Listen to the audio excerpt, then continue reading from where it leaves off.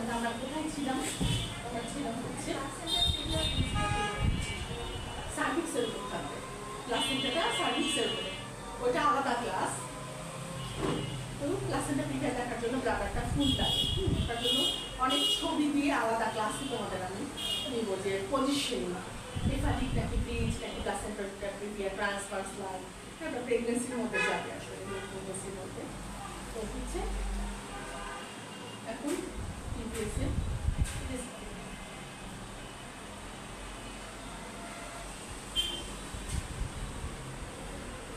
Transverse, ঠিক আছে, ovary.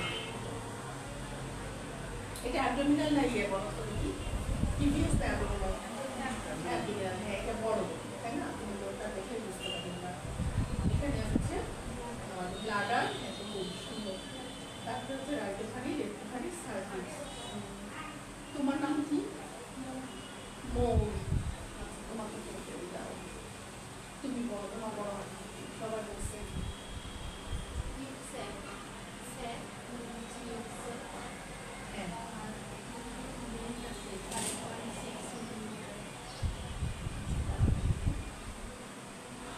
TDS করা হয়েছে।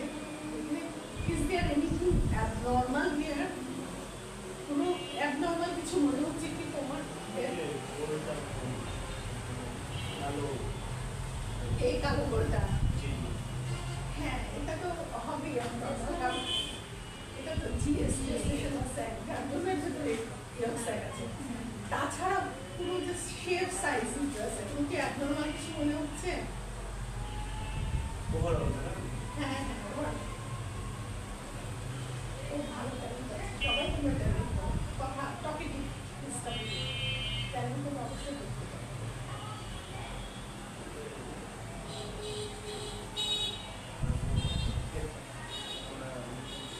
তোমাদের চোখে তোমাদের গাড়ি, তোমার তো জিনিসগুলো দেখে আসতো নিশ্চয়।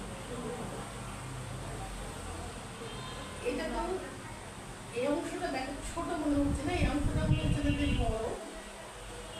এটা কিন্তু একটা বাইকর্নাল ইউট্রাস, হ্যাঁ, এই ইউট্রাসটা নর্মাল না, এটা অ্যাকচুয়ালি ট্রান্সভার্স ভিউ।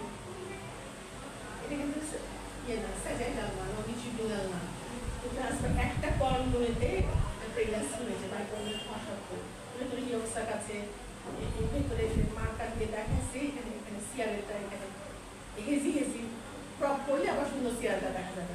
অনেক সময় ছবি তুলি যখন আমরা একটা শর্ট স্ট্যাম্প করি, একটা হচ্ছে শর্ট একটা ক্রস সেকশন যখন আমরা দেখি, তখন ওই সিয়ারেরটা ভেতরে দেখা যাচ্ছে না, ইয়কসাকটা দেখা যাচ্ছে। ইয়কসাক দেখানোর জন্য এই স্ট্যাম্পটা নেওয়া হয়েছে।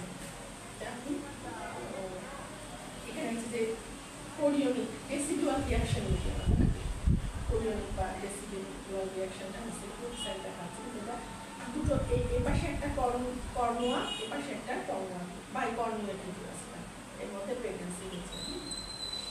একইকাল ছবিগুলো সব কালেক্ট করছি, এইখানে দেখো, এখানে মজা আছে।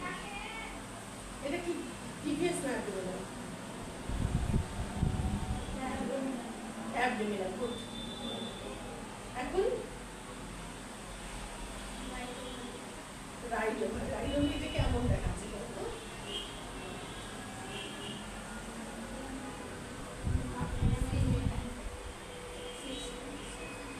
এখানে তো থাকার কথা, যদি রাইট ওভারি থাকে এখানে কি থাকার কথা? লেফট থাকার কথা।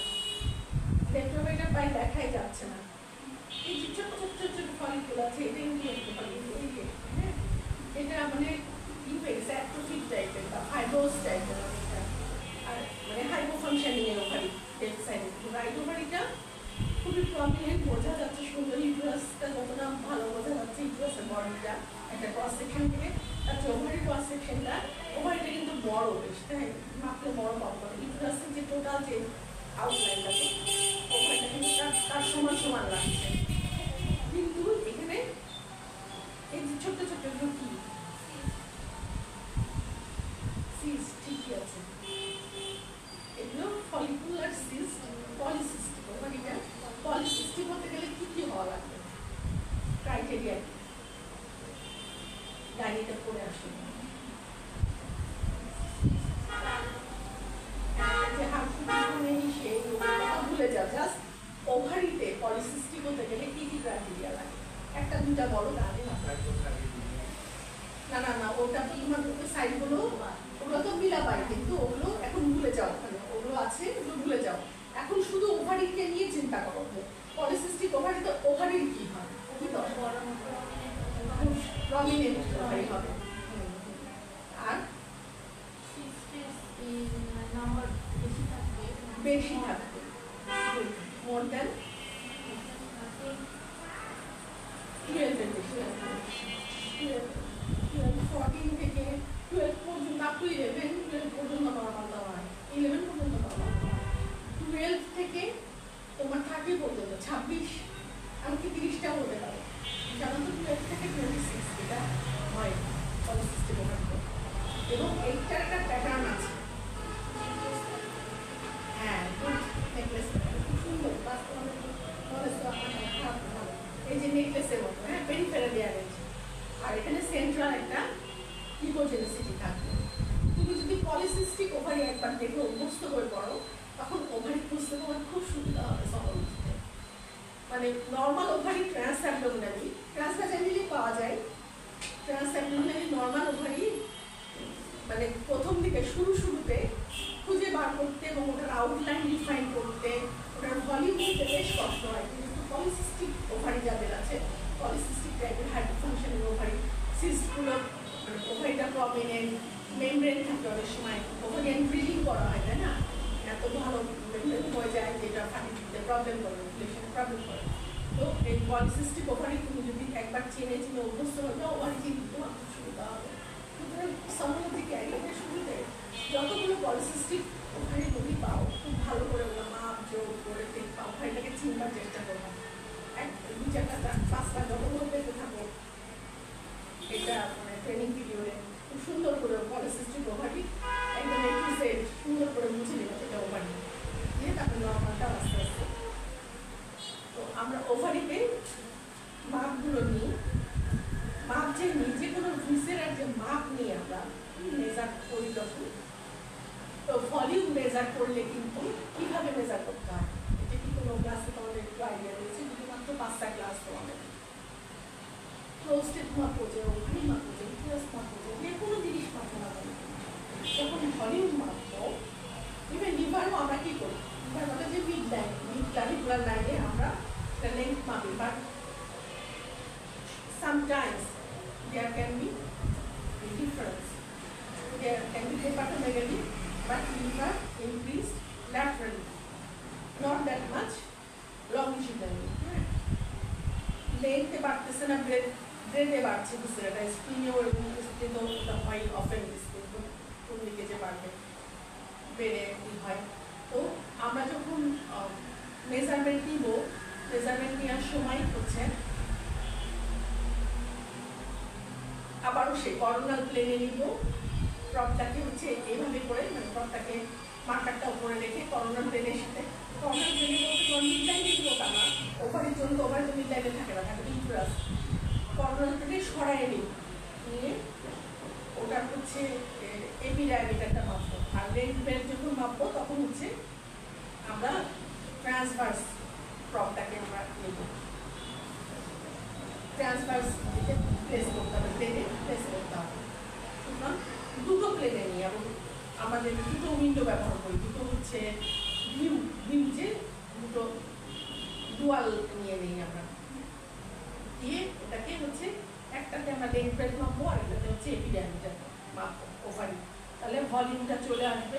এবং এই যে পলিসিস্টিক ওভারিগুলো ইউজুয়ালি সুপারির মতো বলে অনেকে, কারণ প্রমিনেন্ট, বড় এবং হচ্ছে পেরিফেরালি অ্যারেঞ্জ, তো এটার ভলিউমটা সাধারণত বেশি আসে, নর্মাল অনেক সময় ছোটো হয় পলিসিস্টিক ওভারি, হাইপোফাংশনিং পলিসিস্টিক ওভারিগুলো ছোটো হয়, কিন্তু ইউজুয়ালি সংজ্ঞাতে ডেফিনিশনে বলা হচ্ছে যে লার্জার হয়। কত জানো ওভারিয়ান ভলিউমটা?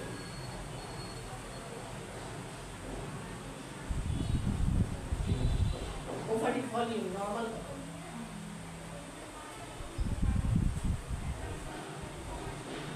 6 to 12।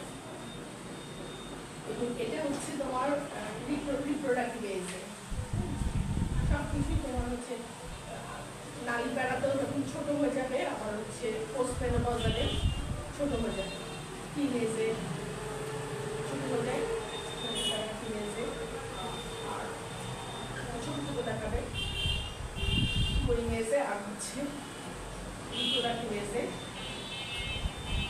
রিপ্রোডাক্টিভে এজের মাপগুলো আমরা হচ্ছে মনে রাখি, মাথায় রাখি, আর অন্যগুলো অবশ্যই আমাদের মাথায় রাখতে হবে, কিন্তু শুরুর দিকে রিপ্রোডাক্টিভ এজটাকে স্ট্যান্ডার্ড করবে, এটা মনে রেখে তারপরে ওটার সাথে কম্পেয়ার করে আমরা পোস্ট মেনোপজালে কতটুকু ছোট হয়।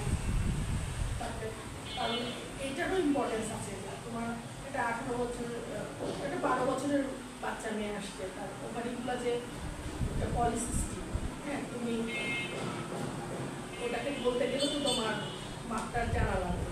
একটা পোস্ট মেনোপজাল ওম্যান আসছে, তার সিস্ট আছে ওভারিতে, তার নর্মালি ছোট হয়ে যাওয়ার কথা নেই, সিস্ট হচ্ছে 45 থেকে শুরু করে 40-এর পরে কিন্তু সিস্টগুলো অনেক হয় ওভারিতে, বিভিন্ন রকম মিলসিনাস সিস্ট, তারপরে হচ্ছে serous cyst, chocolate cyst, dermoid cyst.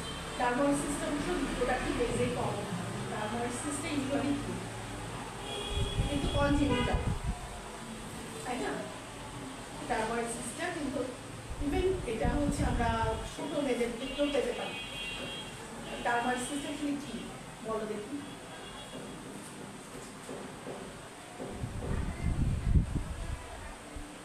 Dermoid cyst সম্পর্কে কোনো আইডিয়া আছে?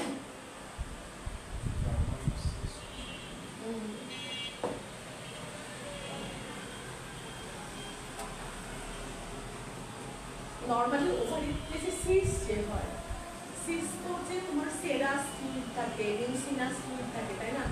সবাই জালের মতো রেটিকুলেশন থাকে ওর ভেতরে, কিন্তু তো ফ্লুইডি মেটেরিয়াল থাকে। সিস্টগুলো অ্যানিউক্লোইক হয়, তারপরে অনেক সময় দেখা যাচ্ছে হেটারোজেনাস হয়। অ্যানিউক্লিক সিস্ট নর্মাল যে ওভারির ফলকুলের মতো না, বাট ওর ভেতরে দেখা যাচ্ছে যে মিউসিনের রেটিকুলেশন থাকে। এরকম তো হয়, মাল্টিসিস্টিক ওভারি হয় অনেক সময়, বা একটা সিস্টের মধ্যে রেটিকুলেশন আছে, অথবা চকোলেট সিস্ট যে বলি আমরা, হ্যাঁ, চকোলেট সিস্টটা কি? হেমোরেজিক সিস্ট, ডারময়েড না, সিস্টের ভিতরে হেমোরেজিক দিচ্ছে, তো সেটা চকোলেট সিস্ট হতে পারে, ওখানে রেটিকুলেশন থাকে, ব্লাড জমে হবে। কিন্তু ডারময়েডটার মধ্যে সাধারণত দেখা যাচ্ছে যে যখন মেজোডার্ম থেকে আসে না ওভারি, এক্টোডার্ম, মেজোডার্ম, এন্ডোডার্ম কোথা থেকে আসে? মুলারিয়ান ডাকটা কোথা থেকে আসে? এমব্রায়োলজি বলে চলে গেলাম না, এমব্রায়োলজিটাও জানতে হয়, অ্যানাটমিরই অংশ এমব্রায়োলজি। তো ওইখানে তোমার হচ্ছে ওই মায়ের পেটে থাকার অবস্থাতে ইন্ট্রাইন ওই সেলগুলোর মধ্যে দেখা যাচ্ছে যে টিথ, বোনস, ফ্যাট, যেগুলো নাকি ওভারির মধ্যে থাকা উচিত না, ওগুলো অ্যাবনর্মাল জিনিস যখন ওখানে মাইগ্রেট করে। টিথ থাকার কথা কোথায়? ছোট তো একটা ফিটাস, তাই না? টিথ সেলটা ওখান থেকে দেখা যাচ্ছে মাইগ্রেট করে সামহাউ ওখানে ওভারির মধ্যে চলে গেছে, দিয়ে ওখানে হচ্ছে ডারময়েড সিস্টেম, ঠিক আছে?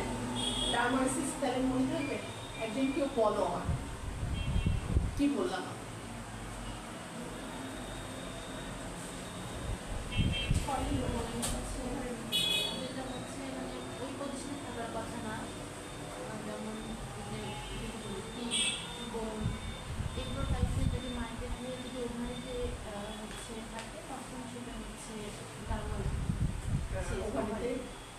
মাইগ্রেট করছে, ওখানে হচ্ছে একটা সিস্টিক স্ট্রাকচার তৈরি করেছে কিছু ফ্লুইডের মধ্যে, ওগুলো দেখতে পাবো আমরা। এটা অবশ্যই হাইপারইকুইক হবে, ইকোজেনিক ম্যাটেরিয়াল পাবো আমরা, অনেক সময় চূর্ণ থাকে। তো ইকোজেনিক ম্যাটেরিয়ালটা একটা সিস্টিক ফ্লুইডের মধ্যে, একটা সিস্টিক একটা স্ট্রাকচারের মধ্যে থাকে, এটা ডারময়েড সিস্ট। এই জিনিসগুলো নর্মাল জিনিস বললাম। ওভারির মাপটা একটু ইম্পর্টেন্ট করি।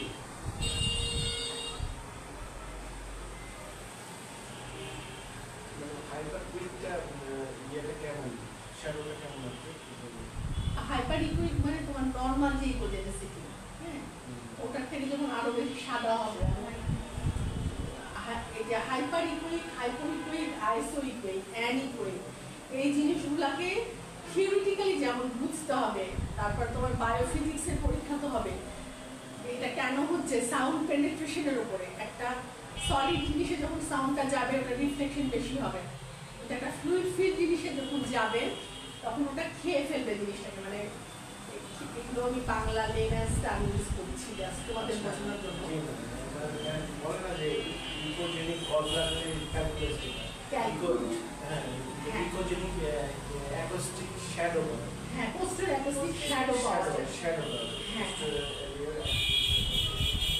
পোস্টার অ্যাকোস্টিক শ্যাডোর মতো ওখানে শ্যাডো থাকতেও পারে নাও পারে, কিন্তু গলব্লাডারের স্টোরি যখন হয় একটা তোমার গলব্লাডারটা তো বেসিক্যালি বাই ফুলফিল একটা সিস্টেম, তাই না? তো ওই সিস্টেমের মধ্যে যখন একটা ইকোজেনিক তোমার থাকে সাধারণত শ্যাডোটা পাওয়া যায়।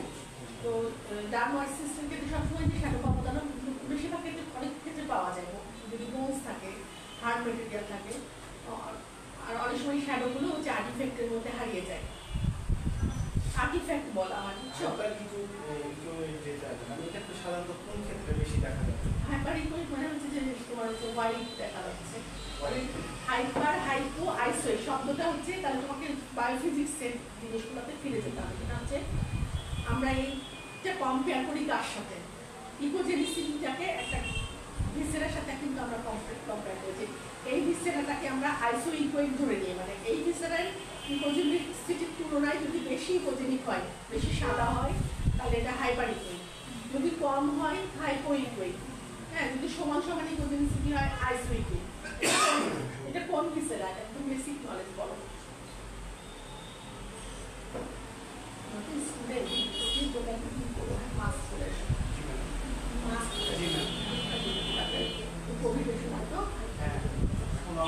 তোমাদের নিজেদের জন্য এটা দরকার, মানে তুমি তোমার জন্য দরকার, যে আরেকজনের মধ্যে যে নাই।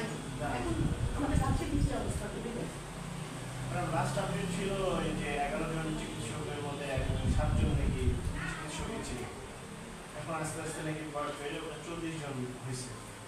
ইভেন এখন 7 দিন পরে বোঝা যাবে যে এটা আসলে সার্কুলেটটা কিভাবে হচ্ছে, কতটুকু মাত্রায় হইতেছে।